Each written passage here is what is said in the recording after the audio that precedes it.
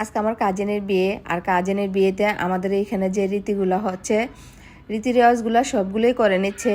আমাদের এইখানের একটা কালচার আছে, এই কালচারটা হলো সকালবেলা গোসল করানোর আগে ছেলে হোক মেয়ে হোক, তাকে গোসল করানোর আগে সব মুরব্বীরা বসে গীত বলবে।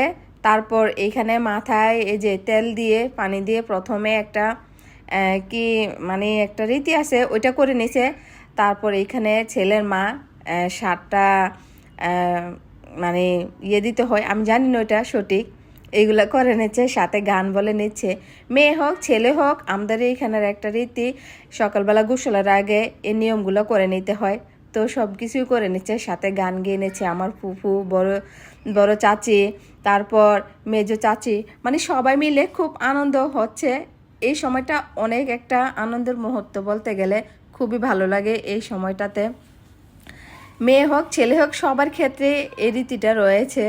এই যে এরকম করে মানে খুব সুন্দর করে একটা কালচার, এটা খুবই ভালো লাগে। নাচবে, গীত বলবে, মানে আমি এই গীতগুলা জানি না, সবাই বড়রা মুরব্বীরা গীত বলবে, এভাবে নাচবে, ছেলে মেয়েদেরকে নিয়ে অনেক দুষ্টামি করে। এই জিনিসটা এত পরিমাণে ভালো লাগে যে সবাই মিলে একসাথে তখন।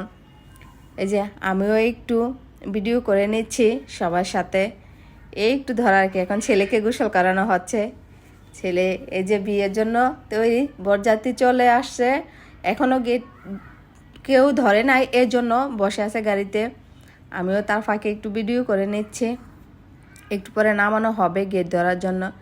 এই যে আমাদের বউ, মাশাল্লাহ মাশাল্লাহ, অনেক সুন্দর একটা আমাদের ভাবি পেয়েছি, আলহামদুলিল্লাহ। এত পরিমাণে সুন্দর একটা ভাবি পেয়েছি। গেট ধরার এই মুহূর্তটা এত পরিমাণে ভালো লাগে, এই মোমেন্টটা অনেক সুন্দর।